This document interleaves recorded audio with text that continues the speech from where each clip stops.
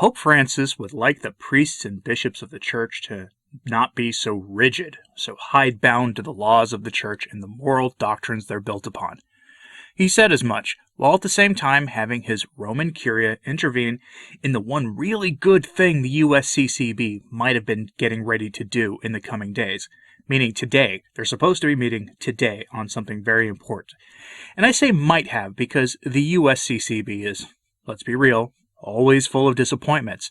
Though this time they might push ahead and ignore the Roman intervention. And I'll get into that.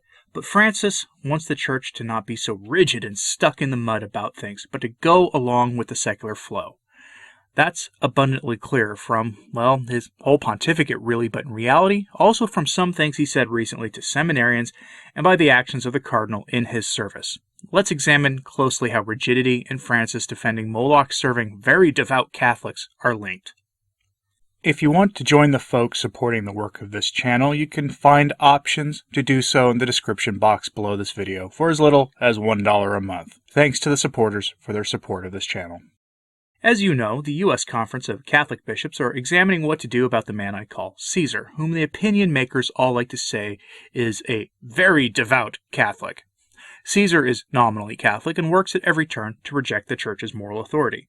And the bishops of America looked like they were about to possibly do something about it, in the form of denying him access to the most blessed sacrament of the altar, the Holy Eucharist. And I said might, and they still might, but I say might because the Vatican decided to intervene, and they did so on the side of Caesar and Moloch, not on the side of the faithful. From the New York Times comes this.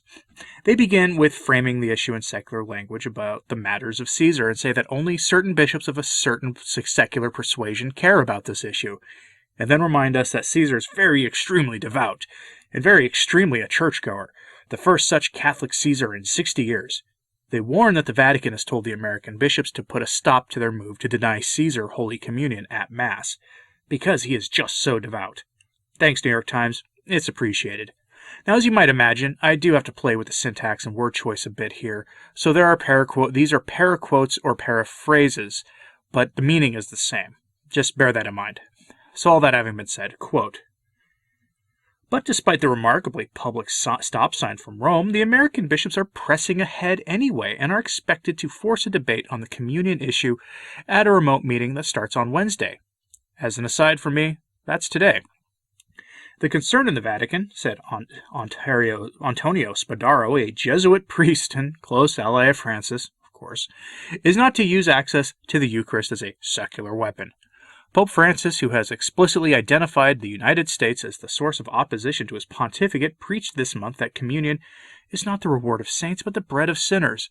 His top doctrinal official, Cardinal Luis Ladara, wrote a letter to the American bishops warning them that this move could become a source of discord rather than unity within the episcopate and the larger church in the United States. The result is a rare open rift between Rome and the American church." End quote. Rare rift indeed. But yes, the Vatican did tell the bishops not to deny Holy Communion to notorious public sinners who are obviously standing against the Church's perennial teaching on one of the topics of our times. To put it mildly, the Vatican has endorsed sacrilegious communion for those that by their example will compel others to engage in both the sin in question and the sacrilege of illicit Holy Communion. And people wonder why I have such antipathy for the hierarchy these days. Now, this New York Times piece was quoted by a non-Catholic self-described Christian website whose name I won't say here because its name definitely includes certain buzzwords our hosts would find objectionable. But if you want to read it, you can since I have all my sources in today's show notes at returntotradition.org. That's the name of this website with a .org in it. Skip past the Patreon pop-up unless you want to support the work of this channel, but otherwise there is no paywall for my sources. Now, the following quote comes from that piece, and it's from an outlet that is very focused on the Moloch issue, we'll say. And it provides much-needed context. And again, I had to play with the words used for the same reasons as before. Quote, "Catholic leaders have been grappling with the issue for months, especially because Caesar persists in calling himself a devout Catholic while aggressively advocating for the making of ritual sacrifices to Moloch. At their June meeting this week, the U.S. bishops are scheduled to vote on a document from their Committee on Doctrine with the aim of clarifying the Church's stance on Moloch supporting public servants and communion. San Francisco Archbishop Salvatore Cordileone published a pastoral letter making the case that Caesar and Moloch serving servants should be denied communion. He said denying communion may be the only recourse a pastor has left if these figures refuse to listen to reason and obstinately persist in their sin. Cordileone's letter received praise from Archbishop Joseph Newman, who chairs the U.S. Bishops' Committee on Rejecting Moloch, and others. Newman agreed that Catholic public servants who advocate for Moloch worship are creating scandal by encouraging others to do evil, and semi-quote. So, for once, the U.S. bishops seem to be on the right path. At least some of them, as I covered last week. There were about 67 or 70 or something like that of them, including several high-profile cardinals who were definitely with Rome on this issue. But don't hold your breath on this getting resolved properly, because the USCCB never fails to disappoint in the most basic of things. This is where the Vatican stepped in, though, and in this turn, we turn to America Magazine, the Jesuit fish wrapper, which reminds us that Cardinal Ladaria from the Congregation for the Doctrine of the Faith sent a letter in early May to intervene. Quote, Cardinal Ladaria begins the letter by responding at length to Archbishop Gomez's request that the CDF make available a copy of a letter from then Cardinal Joseph Ratzinger to former Cardinal Theodore McCarrick in 2004 on the subject. Cardinal Ladaria explained that since it was in the form of a private letter to the bishops, Cardinal Ratzinger stipulated that these principles were not intended for publication, the CDF would respect his wish. End quote. Now, I'm going to interject here before I continue with Cardinal Ladaria's words. That letter was never a private letter to the bishops, and how do we know? Because the Vatican under John Paul II published it on their website after McCarrick misrepresented its contexts in order to, you guessed it, let the would-be Caesar in 2004 receive the Eucharist and not receive public rejection by the bishops. This would-be Caesar was another very devout man and husband of the ketchup empire in America, and known for his fabulous hair and windsurfing habits. That letter was, and is available on the Vatican website, and I have it recorded on this channel. It was one of the very first of these kind of Vatican documents I recorded. It's the recommended video at the end of this one, for obvious reasons. So, the Cardinal Ladaria either is wrong in his statement or misrepresents the facts. I'll let you decide.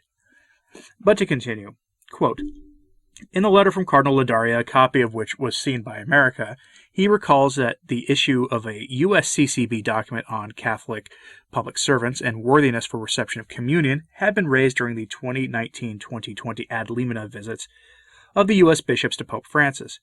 He said the CDF had then advised that dialogue among the bishops be undertaken to preserve the unity of the Episcopal Conference in the face of disagreements over this heady topic. End quote. Okay, so in other words, they fear that this will be the cause of schism with Rome.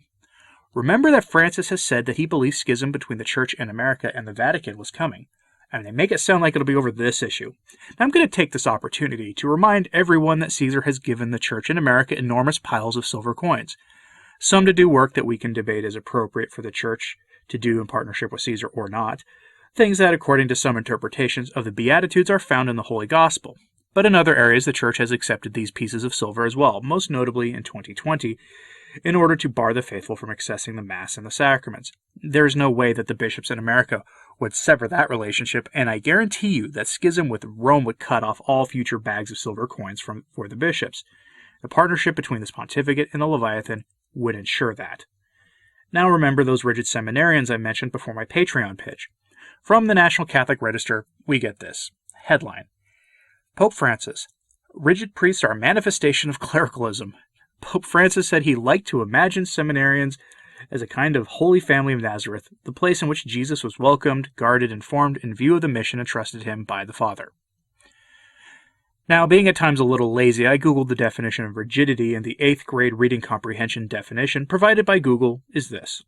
1. The inability to be bent or to be forced out of shape. Or 2. Inability to be changed or adapted.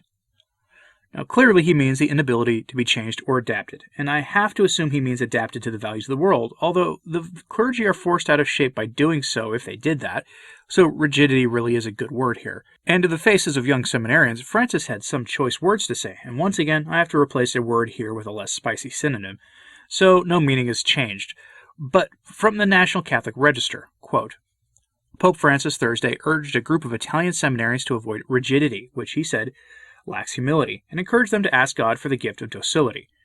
Clericalism is a twisting of the priesthood. It's a twisting, and rigidity is one of the manifestations, the Pope said June 10th. When I find a rigid seminarian or young priest, I say, something bad is happening to this one on the inside. Behind every rigidity, there is a serious problem, because rigidity lacks humanity. End quote. Okay, Caesar serving Moloch and receiving the Holy Eucharist. Totally fine in practice, while young traditionally minded seminarians are bad and lacking in some kind of humanity. Thanks for clearing that up, Holy Father. It's much appreciated. But Francis goes and tells the seminarians what to do and what not to do. Quote, within the walls of the seminary, expand the boundaries of your heart, the expanded heart. Extend them to the whole world, he said. Be passionate about what draws near, what opens, what brings together. Do not be satisfied with being skilled in the use of social media and digital media to communicate, he advised. Only transformed by the Word of God will you be able to communicate words of life. End quote. Honestly, I feel like that is kind of a dig at the online Catholic commentary world, since it has been reported that websites like the one I frequently cite by Marco Tossati, the respected Italian journalist, have been blocked by Vatican's IT services. I'm serious, that actually has happened. I may go into that more in the future, though to be clear, I don't mean that anyone in the Vatican or among the young seminarians is watching my channel. I have an ego, but not that big of an ego. But again, let's review. Moloch serving public servants are fine. Young traditionally minded seminarians who are rigid and hold fast to what the Church has always handed down to us from the apostles are not. Think about that, and think about the implications of that all you want. Along those lines, let me know your thoughts on this in the comments, please. By some reports, the USCCB will ignore Cardinal Ladaria on this and forge ahead to have this much-needed discussion.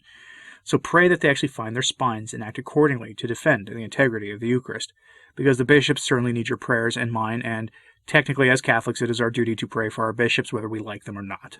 But in addition to commenting, like and subscribe and hit that bell if you haven't, so you don't miss anything. And a special thank you to the patrons of this channel for making this all possible. It is appreciated. As always, pray for the Church. I'm Anthony Stine.